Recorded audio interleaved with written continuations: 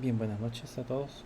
Vamos a dar inicio ahora de nuevo a la materia de bases de datos no SQL y pues seguir trabajando siempre con la parte de MongoDB. Si se recuerdan, en las últimas clases que estuvimos trabajando con MongoDB, estuvimos hablando un poco acerca de la seguridad, de cómo podíamos crearnos nuevos usuarios, eh, cómo podíamos hacer el proceso para cambiar o crear roles, asignarles roles y probar en ese caso la autenticación de los mismos. Les mencionaba en ese entonces que la parte de la seguridad en las bases de datos es un elemento muy importante y necesario para cuando nosotros manipulamos grandes volúmenes de información, principalmente porque los datos para las empresas representan dinero y en alguna medida si no están bien protegidos y son eh, digamos que son accedidos por terceros, pueden robar información que para la empresa puede ser muy importante. Entonces, en ese sentido, debemos de tratar de protegerlo de la mejor manera posible. La manera más práctica de hacerlo es colocando medidas de seguridad que sean difíciles o con contraseñas difíciles de poder monitorear. Y el principio que hablamos en la última clase, que era el mínimo de privilegios, es asignarle a cada usuario solamente las actividades o las responsabilidades o las acciones que puede realizar sobre la base de datos y no otorgarle permisos de los cuales nunca vaya a usar, porque probablemente esos permisos no los use ese usuario, pero sí los va a utilizar un tercero que tenga acceso con ese usuario. Sobre eso es importante en alguna medida trabajar con la parte de la seguridad. Otro aspecto importante que no mencionamos que medio lo mencionamos creo en la clase anterior, es con respecto al puerto y al IP a través de la cual nosotros nos podemos conectar. Yo les decía que la idea original es de que nosotros pudiéramos establecer conexión desde máquinas remotas y les voy a explicar cómo se hace porque en alguna medida cuando ya estamos trabajando con aplicaciones en tiempo real, normalmente las bases de datos no están sobre la misma computadora. De hecho acá nosotros la tenemos en la misma máquina, o sea, dentro de la misma computadora. Pero ya se van a dar cuenta que, por ejemplo, cuando ya empecemos a trabajar con la API, que la vamos a empezar a desarrollar a partir de la otra clase, ahí se van a dar cuenta que en alguna medida el acceso debe de ser de manera remota. La API puede estar alojada en otra computadora diferente y tener acceso directamente a la base de datos. Entonces, ¿cómo vamos a hacer para poder limitar ese acceso? Para poder evitar que, digamos, no se pueda acceder desde otras computadoras que se encuentran dentro de la misma red, que son aspectos también de la parte de la seguridad. Yo les mencionaba que hay un archivo que se llama que está dentro de la carpeta etc, que se llama mongod.com.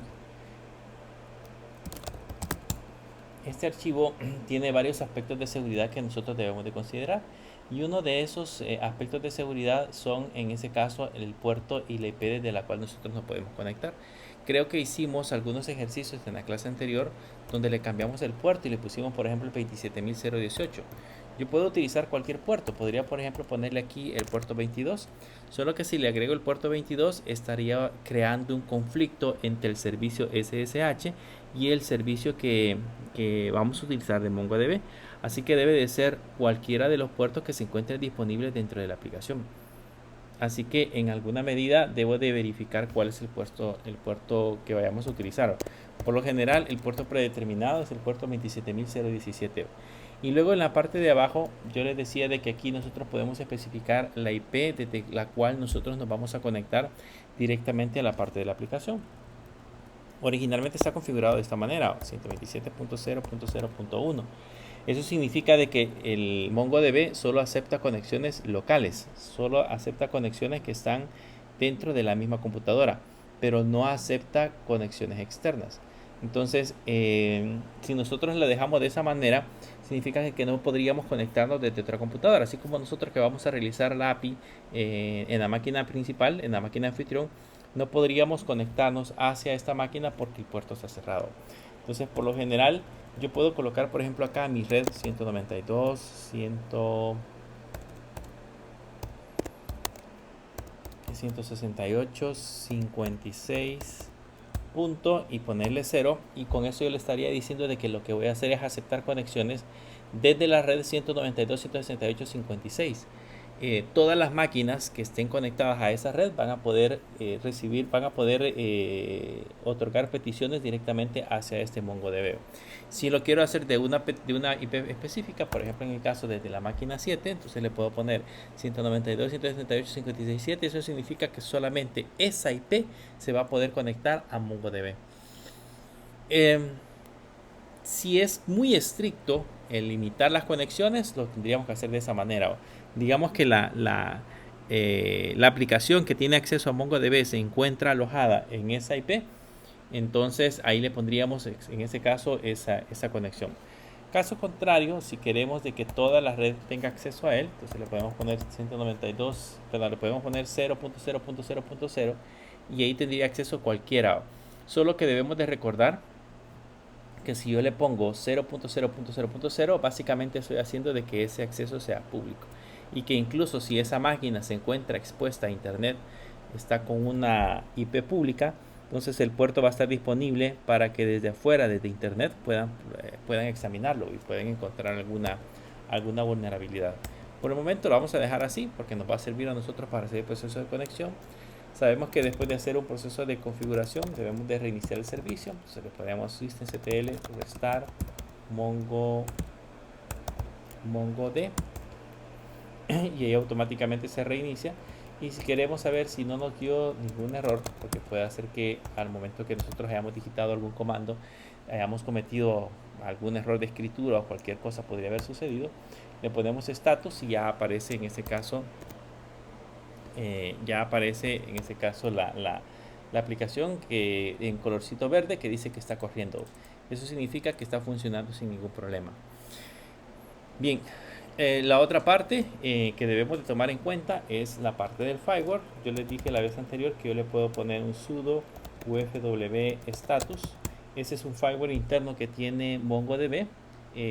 Ahí vimos que en la clase anterior abrimos el puerto 27017.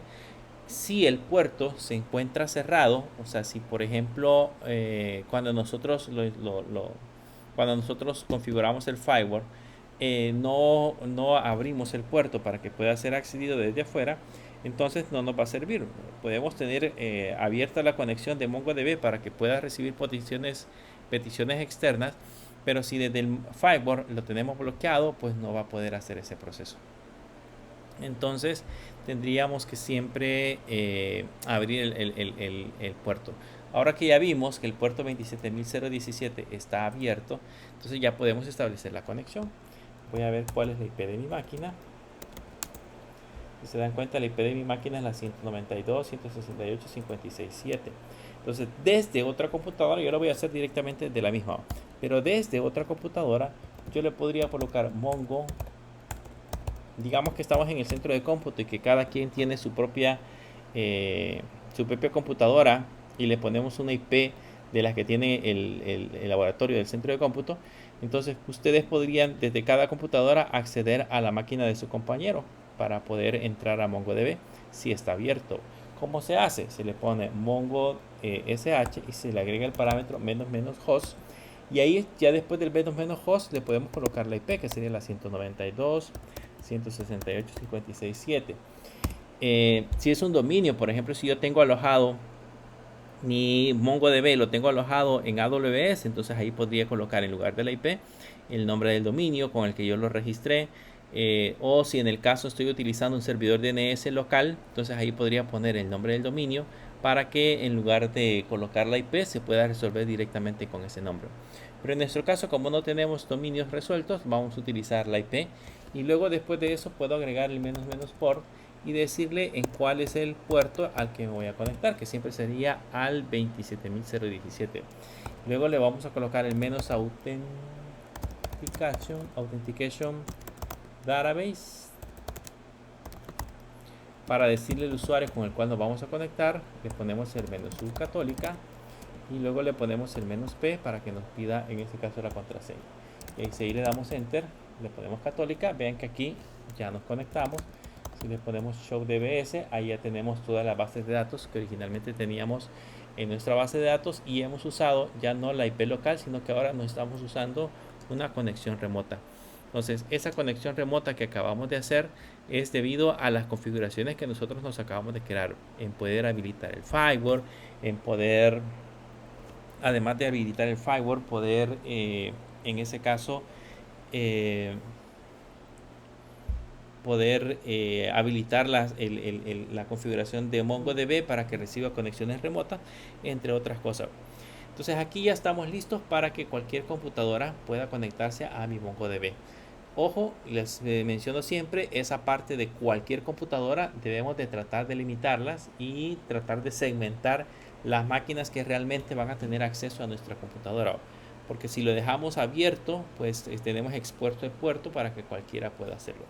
Nosotros aquí lo hicimos por cuestiones de práctica, pero ya en la vida real el puerto ese no debería de estar expuesto, ni mucho menos que cualquiera pueda entrar directamente a la parte de la aplicación. De hecho, si trabajan en Amazon, por ejemplo, Amazon tiene su propio firewall y en ese firewall ustedes pueden configurar para que, por ejemplo, solo una IP específica de una computadora X pueda tener acceso a ese MongoDB que ustedes tienen instalado. Ahí es más personalizado. Pero digamos de que por el momento nosotros acá pues ya tenemos abierta la conexión para que pueda recibir peticiones desde cualquier parte. Eso es con la sección de seguridad. Con eso terminamos todo el apartado de seguridad que les quería mencionar, con el que yo quería hablarles. Y vamos a pasar ahora al último tema que vamos a ver de MongoDB. Último tema porque pues la siguiente clase vamos a empezar a trabajar ya con códigos. Vamos a empezar a crearnos una API que me permita tener acceso a una base de datos específica. Pero por el momento necesitaba explicarles cómo funcionaba toda esa parte de la seguridad. Vamos a empezar a hablar ahora acerca de las copias de respaldo. Las copias de respaldo son una parte muy indispensable. Yo siempre he escuchado muchas personas que me dicen, mire, yo por mi carrera, de todas las materias que hemos recibido, la que más me llama la atención es la parte de gestor de bases de datos. Yo quisiera en una empresa conseguir una oferta de trabajo en donde me pudiesen dar la vacante de administrador de bases de datos. Y cualquiera podría decir, pues parecería fácil, nada más tiene que estar creando tablas o creando consultas o haciendo todo el proceso de gestión de la base de datos que tenga que ver con proporcionar accesos, entre otras cosas. Pero adicional a eso también, dentro de su labor diaria, está la parte de la gestión de las copias de respaldo. Porque el responsable de que esa información se pueda recuperar frente a cualquier fallo que podamos presentar es justamente el gestor de bases de datos. Que podamos tener el menor impacto posible depende mucho de cómo nosotros hayamos planificado también dichas copias de respaldo. ¿Qué cosas podemos pensar en las copias de respaldo? ¿Qué cosas debemos de considerar? Primero, cada cuánto se debe de realizar una copia de respaldo, o sea, la periodicidad que se debe de tomar en cuenta para que una copia de respaldo se ejecute. ¿A qué nos referimos con esto? Depende mucho del volumen de datos que tengamos o de cómo se mueva la información. Así va a ser el tiempo en el que nosotros debemos de considerar que una copia de respaldo se puede ejecutar. Por darles un ejemplo, digamos una empresa que se encarga de vender productos en sitio, una venta de productos de cualquier tipo, digamos un supermercado. Un supermercado tiene un gran volumen de transacciones. Eso significa de que de alguna manera esas transacciones se están ejecutando por minutos, por segundos. Entonces, ¿qué pasa, por ejemplo, si sucede cualquier altercado con el servidor? Cualquier altercado con el servidor. ¿Qué sucede si el servidor tiene un fallo de disco duro, tiene un fallo de la aplicación, etcétera? O imaginémonos que un tercero logró entrar y borrar algún tipo de información. Entonces, ¿cuál es el impacto que voy a tener con respecto a la información que acabamos de generar? Depende mucho de la periodicidad con la que nosotros ejecutemos las copias de respaldo. Si yo, por ejemplo, programo copias de respaldo cada hora Y digamos que el problema surgió en el minuto 55. Digamos que sucedió, ahorita tenemos a esta hora, digamos, sucede a las 6:54 pm. Justamente a esta hora el servidor falló, hubo un corte de energía o lo que sea que haya pasado, y en este momento se perdió el sistema, se perdió la base de datos. Significa que yo tengo una copia de respaldo a las 6 de la tarde.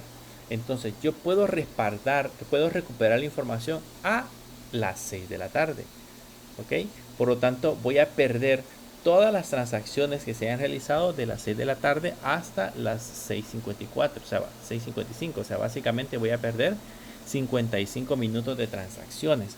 Entonces, debo de estar sabedor que voy a tener que introducir toda esa información de nuevo al sistema para poder recuperar los datos.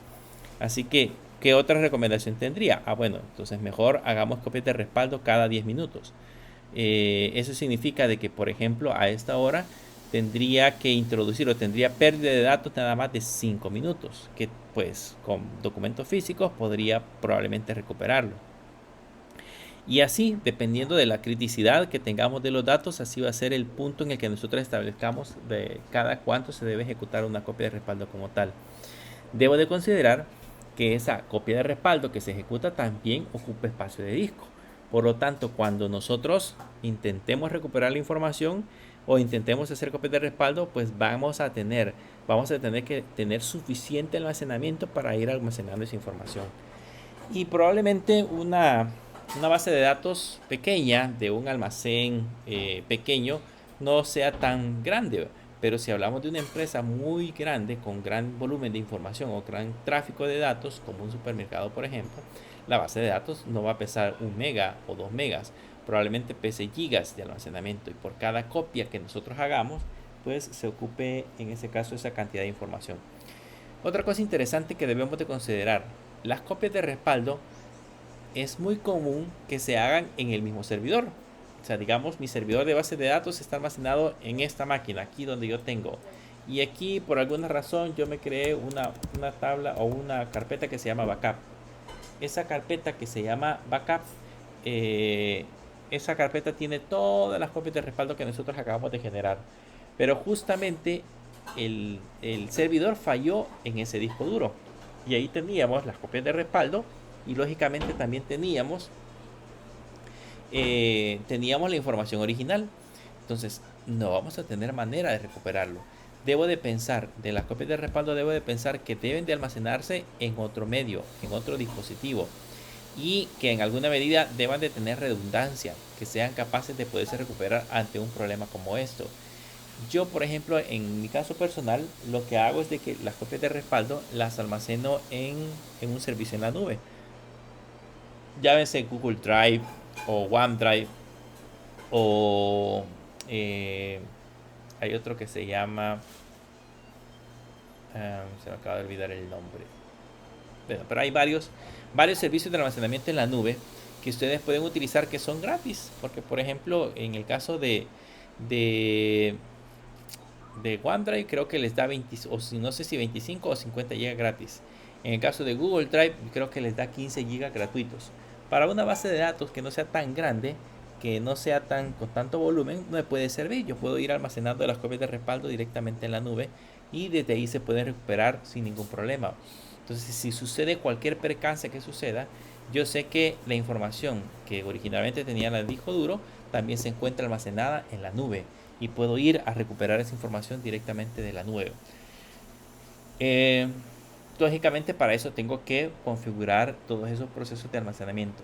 Pero ¿qué pasa para empresas que son muy grandes? Empresas en donde ya no son de 1 mega, 2 megas, 3 megas, 10 megas, por ejemplo, que vaya a tener mi base de datos, sino que ya son tamaños más grandes. Para eso existen medios de almacenamiento elásticos, que son mucho más fáciles de manipular. Porque en el caso de Google Drive tengo 15, si no me equivoco, 15 gigas de almacenamiento gratuito. Cuando lo lleno, tengo que pagar el servicio, y creo que el siguiente servicio que les pagan es de 50 gigas. Cuando se llena, tengo que pagar el siguiente, que son 100 gigas. y el precio lógicamente va creciendo, dependiendo de la cantidad de espacio que yo compro, así va creciendo. Pero tengo que hacer ese cambio, tengo que ir a cambiar directamente a la cuenta el proceso de facturación para que me pueda aumentar la cantidad de espacio que yo voy a ocupar.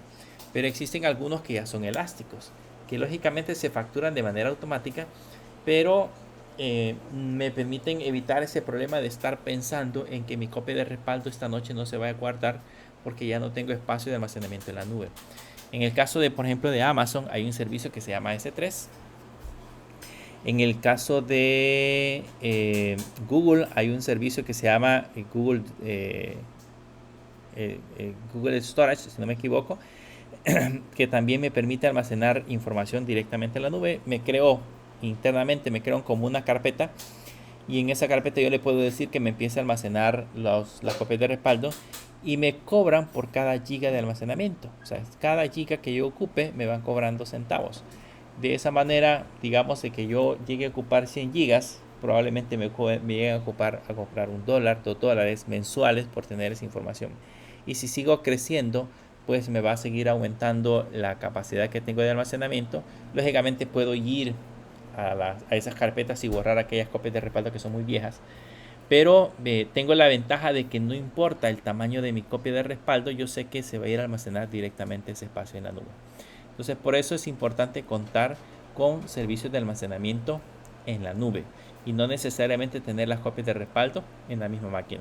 Alguien puede decir, yo tengo planificadas mis copias de respaldo, se ejecutan cada cierto periodo de tiempo, pero todas están almacenadas en el disco duro donde está el servidor. Eso es una mala práctica. Básicamente ahí llega a suceder cualquier problema, pues mi copia de respaldo no la voy a poder recuperar. Tiene que estar almacenado en algún servicio especial directamente en la nube. La otra cuestión es, hay otro método que también sirve en el caso de MySQL, en el caso de SQL Server. Hay un proceso que se llama replicación, que también me puede servir como un punto de restauración cuando un servidor falla. Esa replicación lo que hace es tener una copia o un espejo exacto de mi base de datos en otro servidor en la nube o en otro servidor en una ubicación distinta. Eso significa que, por ejemplo, si mi servidor principal falla por alguna razón, yo tengo una copia exacta de mi base de datos en otro lugar, y ahí sí no hay pérdida. O sea, en ese sentido minimizamos la cantidad de datos que perdemos, porque como la replicación se hace en tiempo real, cada vez que yo elimino un registro, inserto o actualizo un registro, de manera automática se actualiza también la réplica. Entonces yo sé que no hay pérdida de datos, o tal vez la pérdida es muy mínima, pero es un proceso que se llama proceso de replicación. En el caso de MongoDB, ustedes pueden configurar un clúster y cada clúster puede tener una copia de la base de datos. Entonces, si alguna de las máquinas falla, entonces lo que hacemos es restaurar toda la información del resto que se encuentran agregadas al clúster. En el caso de MySQL, podemos hacer un proceso de replicación, configuración de replicación, para que la réplica se encuentre en otro servidor. Esa podría funcionar como una copia de respaldo. Pero no necesariamente es una copia de respaldo. Porque se puede dar el caso que, por ejemplo, yo haya borrado un bloque de registros y el servidor no falló. Simplemente, digamos, alguien travieso fue a la base de datos y dijo, me voy a borrar toda la tabla clientes, o me voy a borrar toda la colección clientes en el caso de MongoDB. Borró por completo la información que estaba en la base de datos. Lógicamente, si hacemos un proceso de replicación, se borra la información en la original y se borra en la copia. Ahí sí yo tengo que recurrir a mis copias de respaldo, porque tengo que ir a extraer parcialmente la información que alguien eliminó. Tengo que recuperar mi copia de respaldo en algún lugar y desde ahí tratar de reponer toda la información que originalmente perdimos. Hay casos de casos, ahí depende mucho de cómo nosotros lo vayamos a manipular. Pero empecemos a ver cómo hacer las copias de respaldo. Para eso me voy a crear una carpeta. Yo por el momento lo voy a hacer acá, lo voy a hacer en mi máquina local, pero recuérdense ustedes y tengan en mente que eso yo lo tengo que pasar a un servidor o un servicio diferente. ya sea un servidor externo que no sea el actual o ya sea un servidor en la nube. Hay, en el caso de Google Drive, por ejemplo, ustedes pueden bajar un aplicativo de internet, instalarlo en Windows por lo general, también se puede instalar en Linux, y ese es un servicio que funciona en segundo plano, y cada vez que ustedes, por ejemplo, asocian una carpeta a Google Drive y le dicen de que le agregan un archivo o modifican un archivo, él automáticamente sincroniza su máquina con el servidor en la nube. Solo tengo que instalar ese programa en mi máquina local y automáticamente se sincroniza. Así que no es un proceso tan complejo, solamente de descargar ese programa, configurarlo correctamente y las copias se van a sincronizar entre mi máquina local y mi máquina y mi servicio en la nube. Lo mismo tiene OneDrive, tiene una aplicación que puedo descargar, instalar y poder hacer el proceso de configuración. Pero primero veamos cómo se generan las copias. Entonces, si recuerdan, durante todo este tiempo hemos estado utilizando una función que se llama Mongo Import. Por ende, si hay un Mongo Import, pues también existe un Mongo Export. O sea, puedo tanto importar una base de datos, también la puedo exportar. Pero ese Mongo Export solamente me sirve para generar un archivo en texto plano. Si se recuerdan, el archivo era un archivo .json. Quiero mostrarles de las que tenemos acá. La de MFlix, por ejemplo. Si se recuerdan, aquí teníamos, por ejemplo, movies. Yo le puedo poner cap movies y puedo ver el contenido. Es un archivo en formato JSON. Entonces es un archivo en formato de texto. Si yo lo leo, lo puedo reconocer y puedo identificar la información que ahí tenemos. Pero el problema que tenemos es que ese archivo no se lleva la estructura completa de mi base de datos. O sea, ahí no van incluidos, si hemos creado índices, no van incluidos los índices. Si hemos creado algún tipo de estructura adicional dentro de nuestra base de datos, no se incluye. Entonces debe de existir otra manera, o existe de hecho otra manera, para poder trabajar con copias de respaldo. De hecho, la forma en que se hace es utilizando un comando que se llama mongodum. En lugar de utilizar Mongo Export, vamos a utilizar mongodum. En el caso de mongodum, el proceso siempre es el mismo. Le ponemos --host igual, y acá le vamos a poner la IP 192 bueno, le puedo poner localhost si quiero. Vamos a poner el localhost para que lo haga con la IP local. Puedo agregar el --port. Esto no es necesario si lo hago en una máquina local, pero se los estoy colocando para que sepan que tiene también esos parámetros, el 27017, que sería el puerto, --username, y acá le puedo poner que el usuario es católica, le puedo poner --password y agregarle en este caso la contraseña, que sería católica, y el authentication database, para decirle que la base de datos es que nos vamos a loguear es admin, y luego le puedo agregar el parámetro -db y la base de datos que voy a respaldar. Si no le agrego este parámetro, me respalda todas, pero digamos que por el momento yo voy a hacer que me respalde la base de datos MFlix. Si le damos enter, authentication, creo que lo escribí mal, le puse una C de más. Si le damos enter, ahí van a notar que empezó a hacer un proceso de copia de respaldo de la base de datos que teníamos originalmente, que le habíamos puesto MFlix. Si revisamos ahora aquí dentro de backup, van a notar que aquí se creó una carpeta que se llama Doom. En esa carpeta Doom, si nosotros entramos, vamos a notar que ahí hay una carpeta que se llama MFlix. Ahí se creó la base de datos. Si entro a MFlix y le doy que me liste los archivos, ahí van a notar que tengo categorías MetaJSON, etcétera, etcétera, comentarios, entre otras cosas. Veamos, por ejemplo, el contenido de comentarios, que está, no, de categorías, que era pequeño. Vean, ahí está el contenido de categorías. Ya la información ya no es tan legible como lo habíamos visto anteriormente. De hecho, si busco otra, para que entendamos. Por ejemplo, la de movies.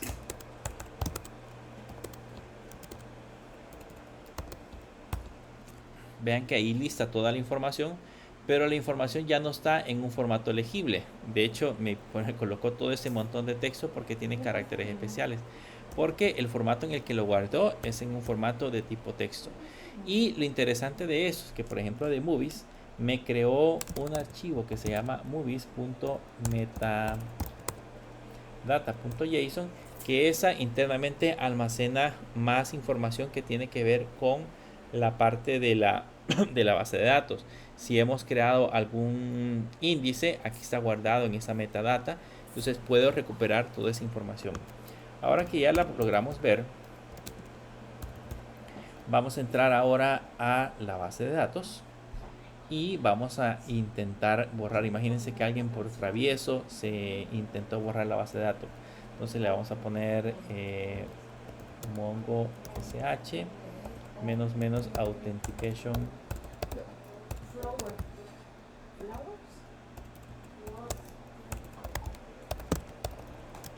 authentication database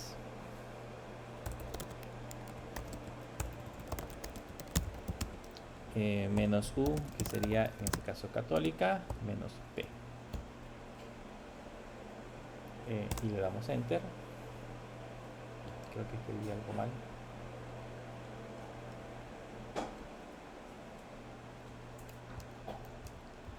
Authentication.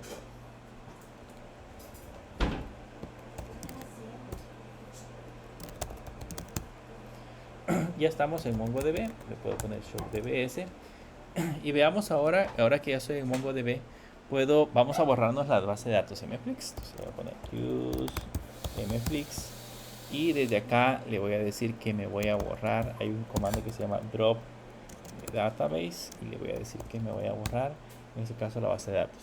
Si se dan cuenta, yo he intentado borrar la base de datos. Esto es interesante porque no podemos deliberadamente eliminar una base de datos a no ser que hayamos otorgado el permiso adecuado. Si se dan cuenta, acá le he puesto que para la base de datos mflix no la puedo eliminar porque no tengo autorización, no tengo los permisos adecuados para poder ejecutar ese proceso. Así que se los vamos a otorgar. Me voy a cambiar a admin y se los vamos a otorgar al usuario católica, que es el que ya teníamos creado en esta parte de acá. Para eso usamos el comando db.run roles to user y aquí le vamos a otorgar al usuario católica. Le vamos a otorgar en este caso el primero, que sería el rol. Como necesitamos que borre, podemos ponerle el rol específico para eliminar base de datos, pero como lo vamos a hacer con el usuario root, con el usuario principal, entonces le voy a decir que este usuario lo voy a hacer root para que pueda eliminar la base de datos sobre la base de datos que se llama admin.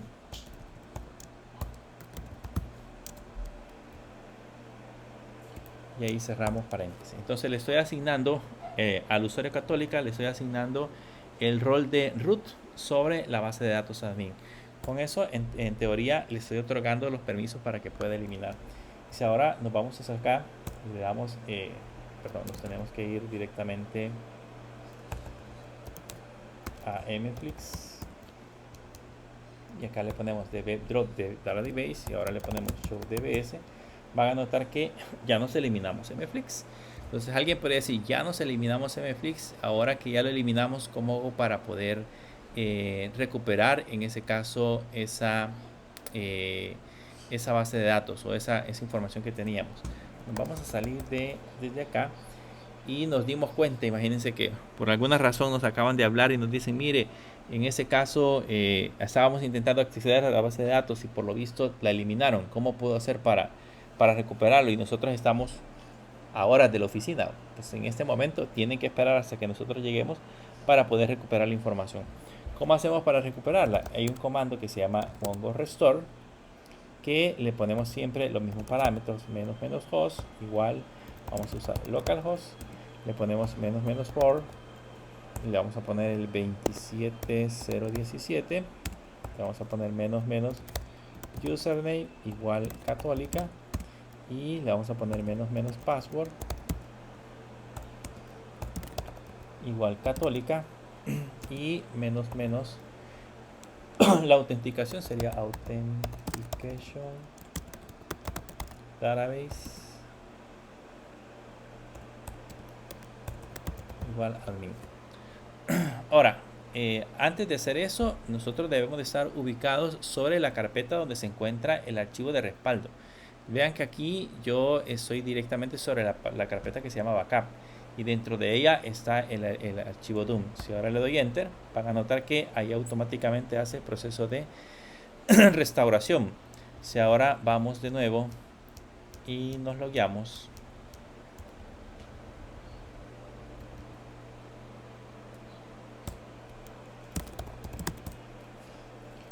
y le ponemos show dbs, van a notar que ahí está la base de datos mflix. Si le ponemos use mflix y le ponemos show collections, van a notar que ahí están las colecciones. Y si le pongo db.movies.find, ahí están las películas que acabamos de agregar. Y si le demos get indexes,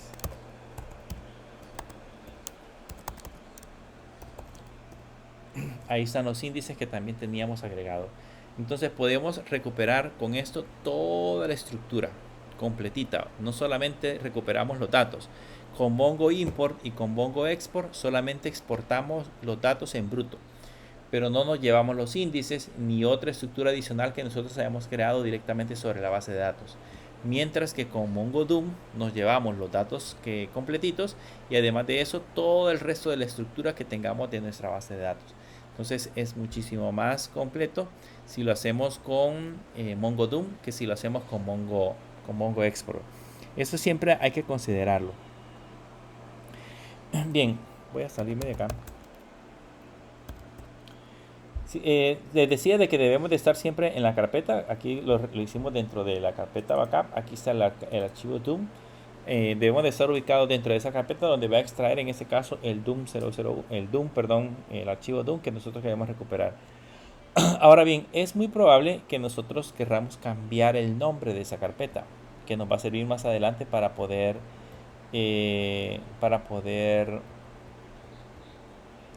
nos va a servir más adelante para poder hacer copias de respaldo personalizadas. En ese caso, acá le voy a quitar eso para que me haga copias de respaldo de todas y le voy a agregar el parámetro out y le voy a poner que la carpeta en la cual yo voy a crear la copia de respaldo se va a llamar Doom01. Entonces, si se dan cuenta ahora, la diferencia es que me voy a crear otra carpeta pero con un nombre diferente. Si le damos enter, ahí se hacen todas las copias de respaldo. Si ahora reviso, ya tenemos una carpeta que se llama Doom01. Si entramos a Doom01, ahí vamos a tener todas las bases de datos. Vean que ahí está admin, Airbnb, almacén, mflix, school, store y world, que son todas las bases de datos que habíamos importado para MongoDB. Por lo tanto, yo ya puedo recuperar cualquiera de ellas. Si entramos a, por ejemplo, la de Airbnb,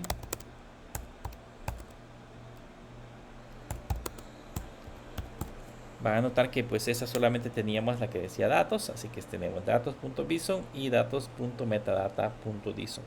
Entonces esas serían en este caso las bases de datos que nosotros tendríamos para recuperar.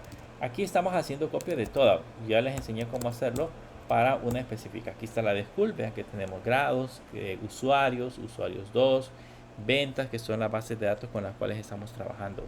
Entonces ya están almacenadas directamente como copias de respaldo y yo las puedo restaurar sin ningún problema. Ahora, aquí tenemos un pequeño detalle. Voy a regresar hacia acá. Tenemos un pequeño detalle con respecto a la copia de respaldo. Y este es un detalle más que todo de seguridad, más que otra cosa, porque lo que estamos intentando hacer en este momento es realizar copias de respaldo desde la parte de la consola. ¿Qué pasa, por ejemplo, si yo, digamos, estoy trabajando en el servidor, estoy haciendo ahorita mi copia de respaldo y dejo mi máquina con el monitor encendido por 5 minutos?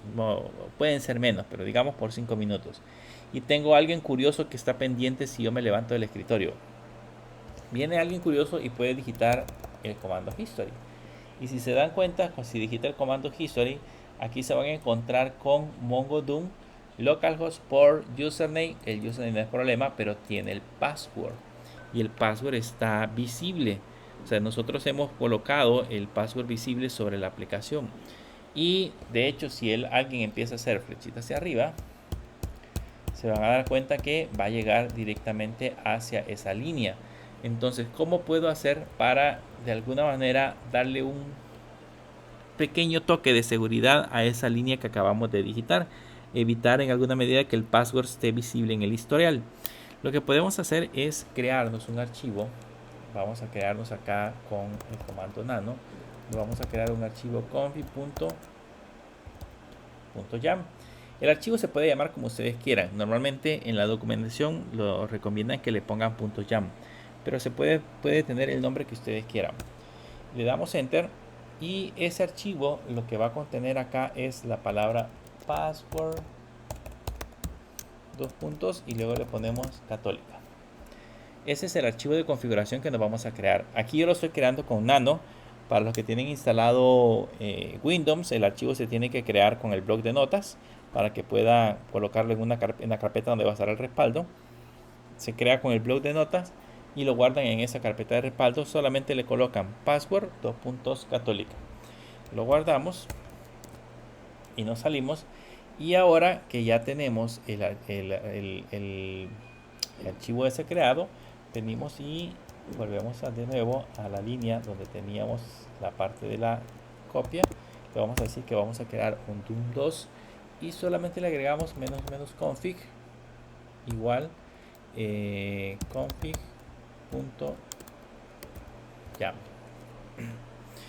Y con eso ya le estamos diciendo de que el respaldo, bueno, la contraseña, aquí se la tendríamos que quitar, no se la ha quitado. Le quitamos la contraseña de acá.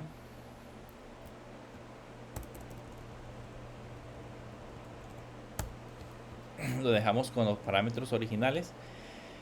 Y ya con eso se ejecuta automáticamente la copia de respaldo con el archivo ese que nosotros tenemos ahí. Lógicamente ese archivo lo tenemos que colocar en una ubicación específica. Tenemos que evitar que usuarios comunes puedan tener acceso a ello. Normalmente se hace con el usuario root. Y el usuario root está protegido por contraseña, así que yo no puedo simplemente tener acceso de manera normal desde acá. Esos serían ya aspectos de configuración del lado de Linux, pero puedo protegerlo para que tampoco alguien que vea la ruta vaya a verificarlo de manera rápida. Si le damos enter, vean que ahí se ejecutó de nuevo la copia de respaldo y ya tengo el doom 002. Si entramos al doom 02, ahí ya tenemos de nuevo las mismas copias de respaldo.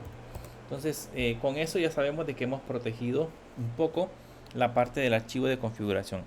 Ya no es tan fácil, digamos, que lo podamos recuperar. Ahora bien, hasta aquí ya aprendimos a hacer copias de respaldo.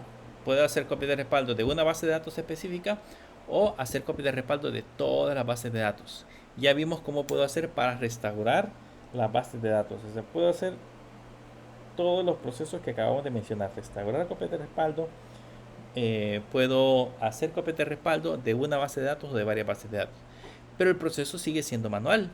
Significa que yo debo de estar presente en el lugar, debo de estar, digamos que las copias de respaldo son todos los días, cada hora, durante las 24 horas completitas. Significa que yo a las 24 horas tendría que estar pendiente siempre de que cuando llegue por ejemplo ahorita a las 8 en punto, entonces yo tenga que ir a la aplicación y volver a ejecutar el mismo comando a las 8 en punto, luego a las 9 en punto, luego a las 10 en punto. Sería un problema o un proceso engorroso. Realmente mi tarea única debería de ser monitorear, o sea, verificar cada cierto periodo de tiempo que las copias de respaldo se hacen, pero no hacer las copias de respaldo. Ese proceso debería ser automático. En el caso que yo falte por alguna razón, el proceso se debería ejecutar. Entonces, ¿qué vamos a hacer? Voy a copiarme el comando que acabamos de ejecutar. . Y ahora nos vamos a crear un archivo que se va a llamar respaldo.sh.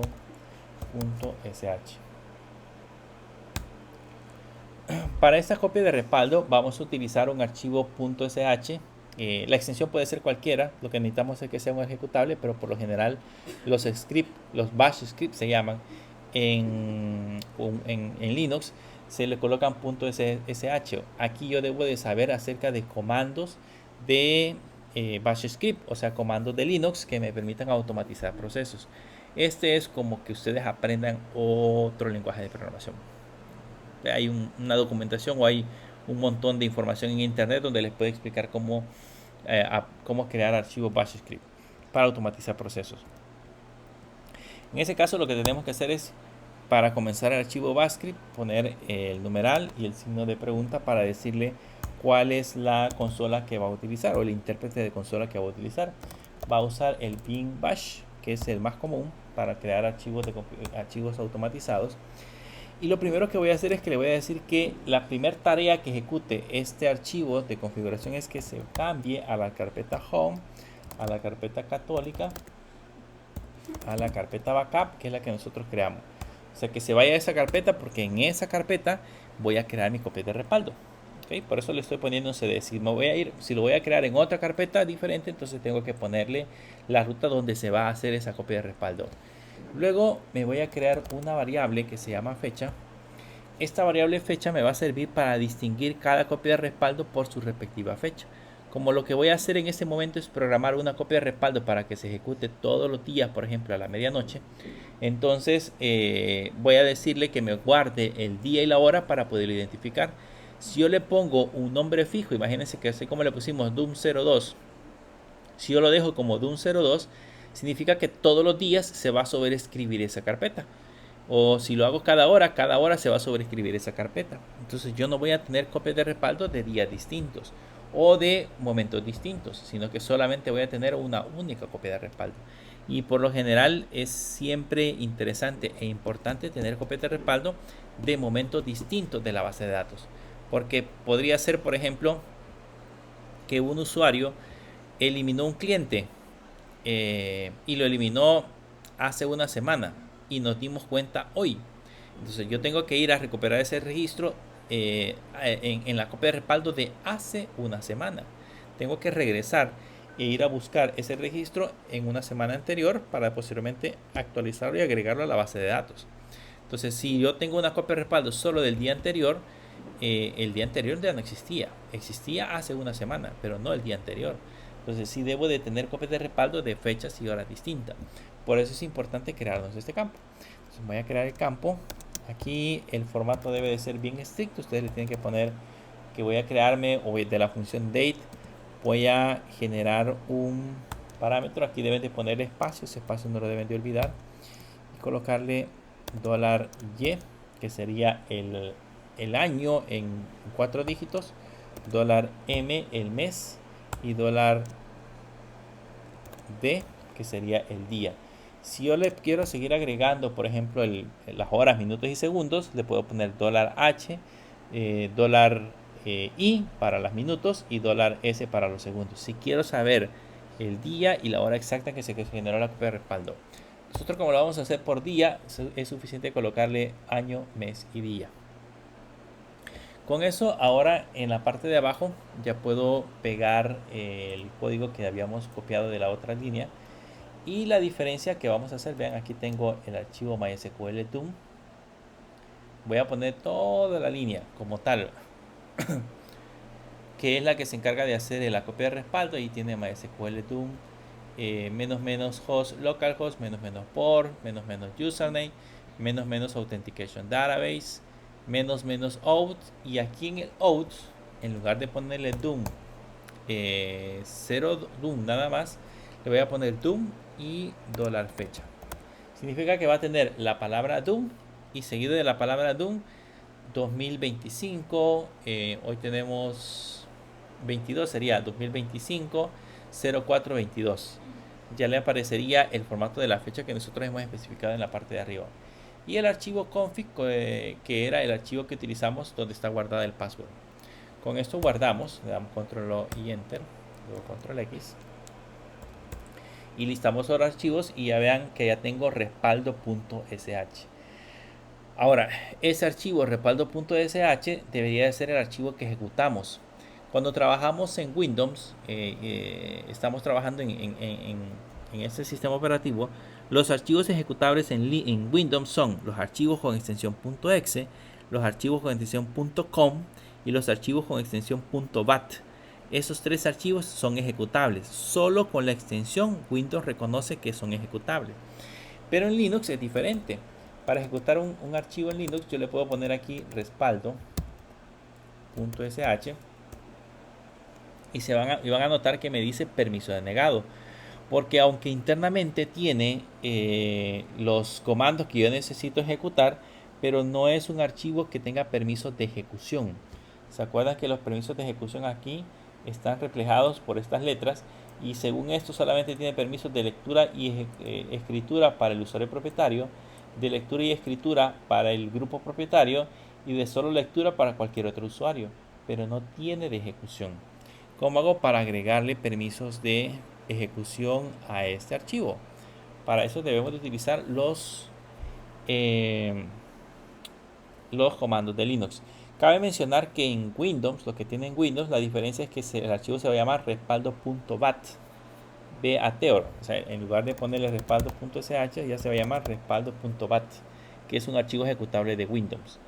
Y los comandos que vayan a usar en Windows, bueno, ahí creo que solamente ponen comando cd, la ruta, y luego el mongo import que debe de funcionar. Eso debería funcionar en Windows. Pero en Linux, que es donde les estoy mostrando ahorita, debe de ser .ch. Entonces pongámosle los permisos. Puedo usar el comando chmod y se recuerdan que hay una combinación de números para poder otorgarle el permiso de ejecución. Si no, para hacerlo más fácil, puedo ponerle más X y ponerle el nombre del archivo. Si ahora lo revisamos, van a notar que ya aparece de color verdecito. De hecho, eso significa que tiene permisos de ejecución. Ya aparece con RWX, RWX y RX. Significa de que ese archivo ya es ejecutable. Antes de ponerlo, de automatizar el proceso, lo vamos a probar. Vean que aquí solo tengo la carpeta de un 01 y de un 02. Vamos a probar si funciona. Porque si yo no lo pruebo, ya en la tarea automatizada me va a ser un poco más difícil hacer el proceso de depuración de la tarea para saber qué es lo que está haciendo. Entonces debo de probarlo primero. Si aquí le damos enter, van a notar que ejecutó un proceso. Y si ahora revisamos, van a notar que ya tengo Doom 2025 0423.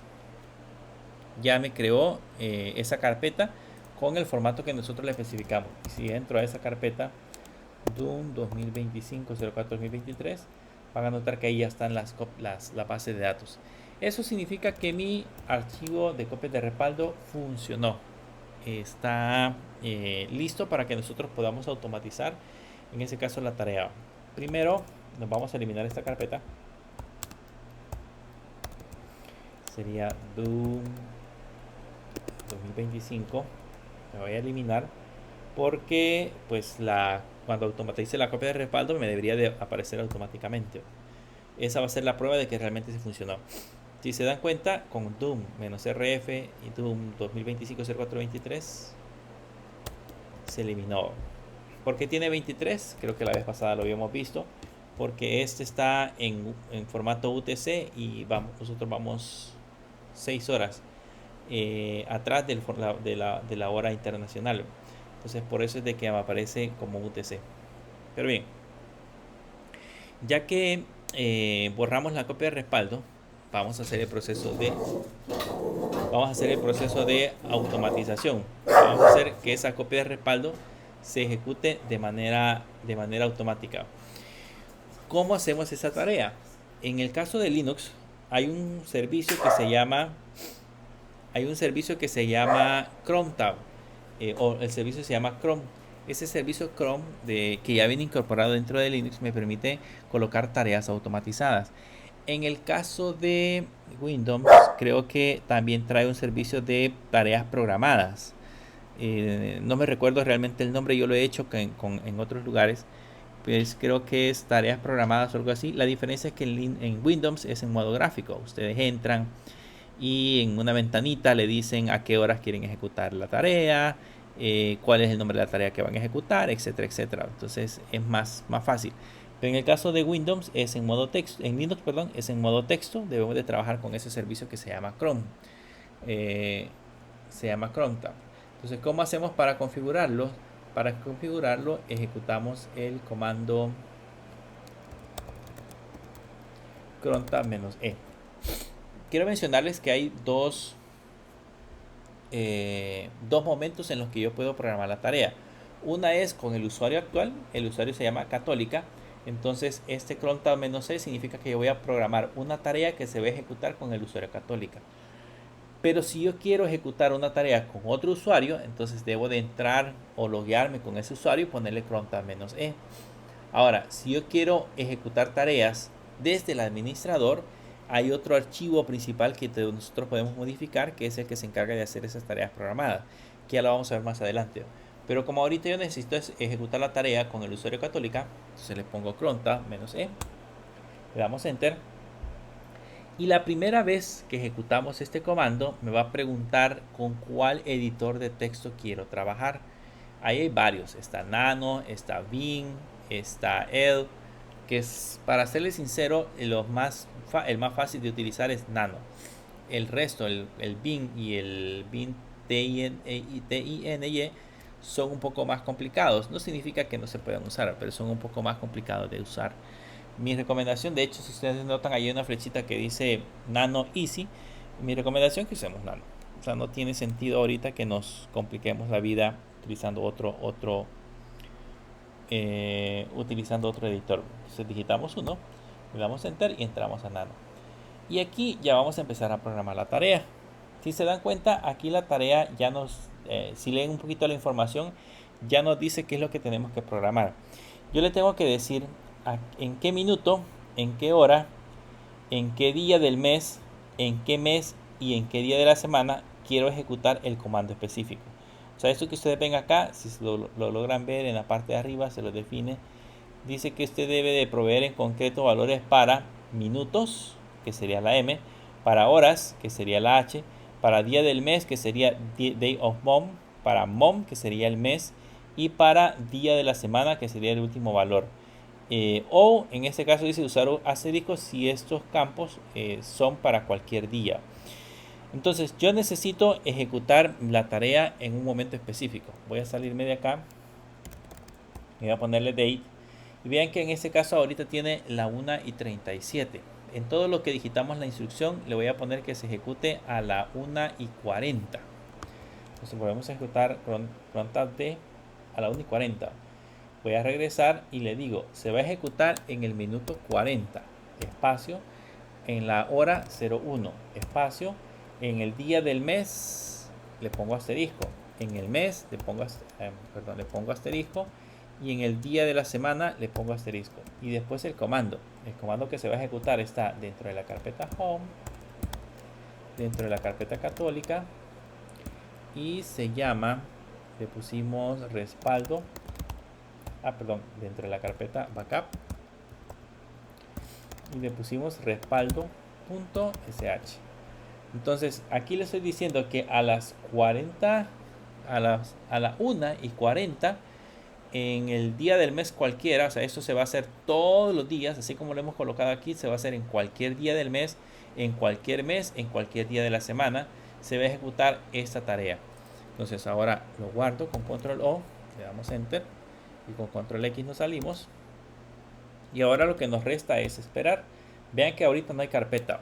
Y le voy a poner date. Estamos a la 1:39 con 15 segundos. Entonces tenemos que esperar que llegue a las 40 para ver si se ejecuta. No vamos a ver nada en pantalla porque como eso se ejecuta en segundo plano, Entonces yo no puedo observar absolutamente nada de lo que de lo que se ejecuta, sino que lo hace de manera automática. Vean, una 39,38, faltan 20 segundos más o menos. Se supone que exactamente a la 1:40 se va a ejecutar, en este caso, la copia de respaldo. Ya solo faltan 7 segundos. Esperamos esos 7 segundos. Y vean, ya tenemos la 1:40 con 4 segundos. En teoría, la tarea ya se tuvo que haber ejecutado. Si le damos LL, van a notar que aquí ya aparece el archivo. Eso significa que mañana, esta máquina virtual, si está encendida el día de mañana, mañana a esta misma hora se va a volver a ejecutar otra copia de respaldo y le va a poner 2025 0424. El siguiente día le va a poner 2025 0425. Y así voy a tener aquí una lista de carpetas donde están las copias de respaldo que nosotros hemos desarrollado. Entonces es más práctico, y aquí voy a tener como un historial. Lo único que me faltaría nada más es definir, en ese caso, guardar esos datos en la nube para que ya queden almacenados como copias de respaldo, pero internamente en mi servidor ya tengo copias de respaldo y puedo restaurarlas en el momento que yo desee. ¿Qué otras cosas podemos ver del crontab? Crontab -e. Vean, ahorita yo le he puesto que se ejecute a la 1:40, a la 1:40, que sería hora del servidor. ¿Qué pasa si yo quisiera que se ejecutara esto cada 2 horas? Entonces yo puedo ponerle aquí que se ejecute a las 2, a las 4, a las 6, a las 8, a las 10 y así sucesivamente. Entonces eso significa que a las 2:40, a las 4:40, a las 6:40, a las 8:40 y a las 10:40 va a ejecutar esa tarea. Pero aquí tendría que colocar la lista de todas las horas que yo quiero que se ejecute. Si yo quiero que ese proceso se haga cada 4 horas, puedo abreviarlo. En lugar de ponerle 0, 2, 3, 4, le puedo poner asterisco, diagonal 2. Y eso le está indicando de que ese proceso se va a ejecutar cada 2 horas. Cada 2 horas va a estar mandando a hacer copias de respaldo. También le puedo decir que se ejecute un día del mes. Digamos que yo quisiera que todas las copias de respaldo se hagan el día 15 de mes. Todos los 15 de mes que se registren en el servidor va a ejecutar ese respaldo. Si yo quiero que sea el 15 de mes y el 30 de mes, entonces le pongo todos los 15 de mes y todos los 30 de mes. Solo que consideren que, por ejemplo, en este caso, febrero, no se ejecutaría el segundo script, porque como es de 28. Pero sí yo lo que hago es de que si voy a programar una tarea como eso, mejor le pongo que se ejecute el 01 y el 15. Y de esa manera cubro todos los meses, no importando las copias de respaldo. Si necesito hacer 2 copias de respaldo por cada mes. Eso es en el caso que sea por un mes. Si yo quiero que se ejecute el 15, pero digamos que solo quiero que se ejecute en diciembre, entonces le puedo poner 12. Entonces ahí significa de que, o digamos en mayo, 05. Entonces ahí le estoy diciendo de que ese proceso se ejecute el 15 de mayo cada 2 horas. Entonces cada 2 horas, el 15 de mayo, va a estar ejecutando la copia de respaldo. Cada 2 horas se va a correr el script y se va a ejecutar la copia de respaldo. ¿Qué pasa si yo quisiera, voy a ponerle asterisco, le voy a poner asterisco acá, que el proceso se ejecute todos los lunes? Le puedo poner 1. Eso significa que todos los lunes, cada 2 horas, se va a estar ejecutando una copia de respaldo. Eso es porque es el último parámetro, que sería el day of WIP. Entonces cada lunes, si lo quiero hacer así, o cada martes o cada miércoles, se ejecute la copia de respaldo. Eso me podría servir, por ejemplo, si no quiero que se ejecuten los domingos. Entonces puedo cambiar el valor aquí, solamente poner los días de la semana separados por comas. Entonces así funciona en este caso las copias de respaldo. Eso lo que acabamos de hacer es un proceso de automatización. Ahora, ¿qué pasa si este proceso yo lo quiero programar, pero con yo lo quiero programar con el usuario administrador? Voy a salirme de acá y no la voy a guardar. Voy a poner que no.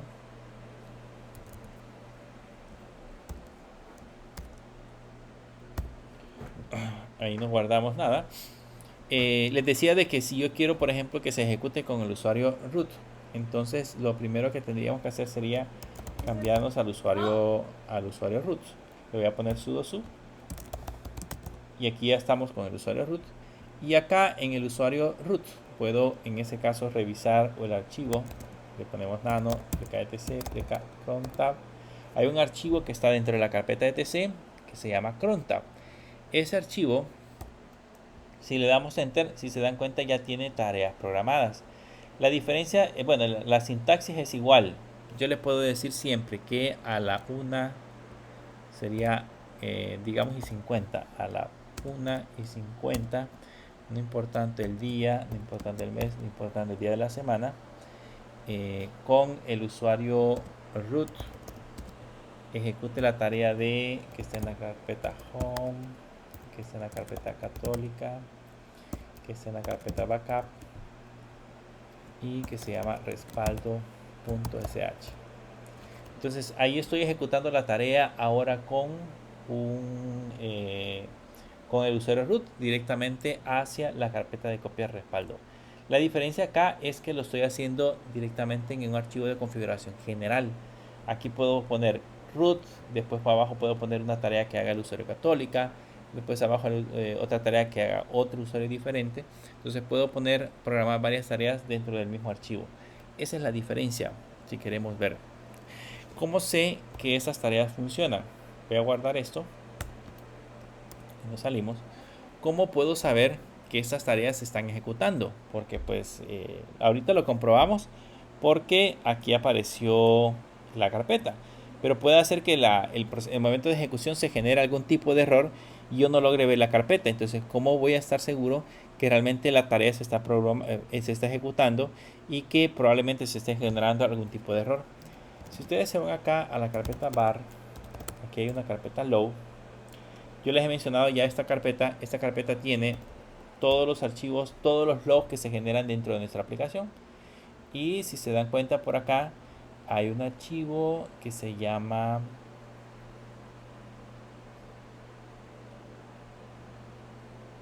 este archivo que se llama cflow, es un archivo que almacena tareas del sistema. Entonces yo a este archivo le puedo poner un type. No sé si alguna vez han utilizado el comando type, pero yo por ejemplo con ese comando type lo que hago es estar monitoreando cambios sobre un archivo específico. Le puedo poner un type cflow, solamente así, le damos enter. Y si se dan cuenta, aquí me está mostrando por ejemplo que esta tarea se ejecutó a la 1:40 con un segundo. Entonces ahí sí yo ya sé que se ejecutó la tarea. Si la dejo ahí y la tarea se está ejecutando cada 2 horas, me va a aparecer ese usuario en esa parte de la aplicación.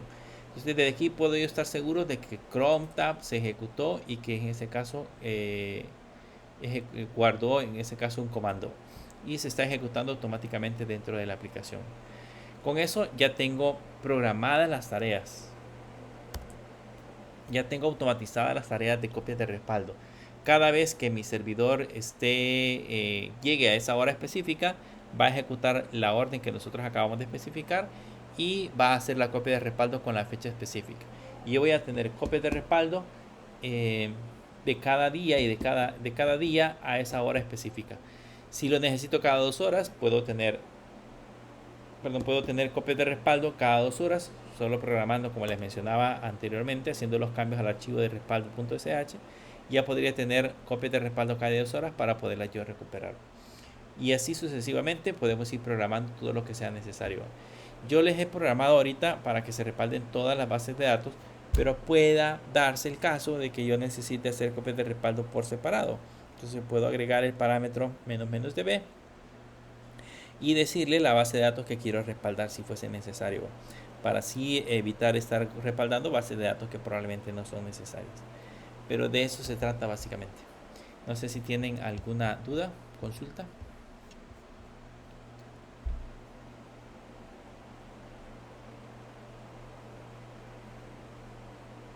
¿No? Este proceso de copias de respaldo es sumamente importante que ustedes sepan cómo funciona, porque es lo que van a programar posteriormente en sus aplicaciones. Si ustedes no programan copias de respaldo, van a tener serios problemas más adelante para poder, van a tener problemas para poder trabajar con las bases de datos y poder restaurar ante un problema que se vaya a dar.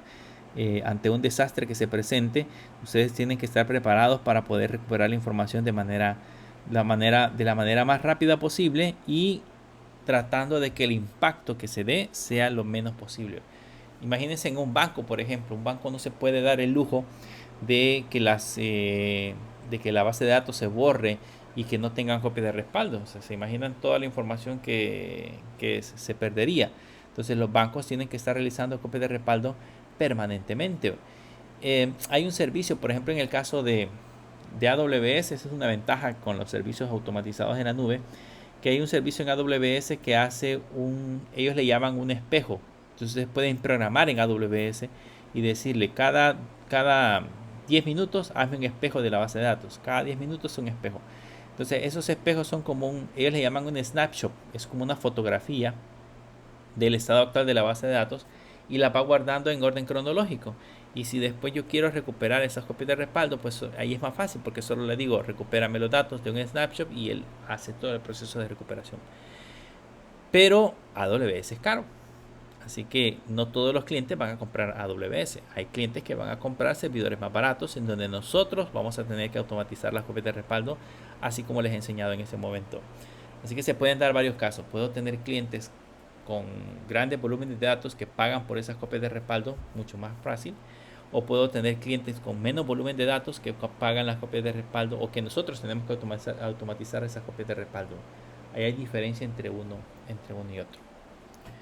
Bien, si no hay preguntas, en la próxima clase vamos a empezar ya a diseñar la API. Les voy a enseñar a instalar unas herramientas de programación que tienen que ver siempre están relacionadas con MongoDB.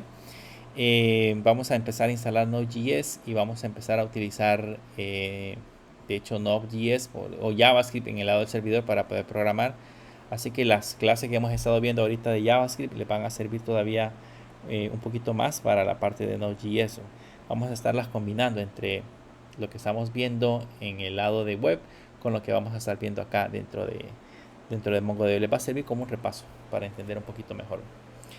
Bien, si no hay preguntas, eso sería todo por el día de hoy y pues nos veremos el día jueves para la otra clase de programación web. Que pasen una feliz noche.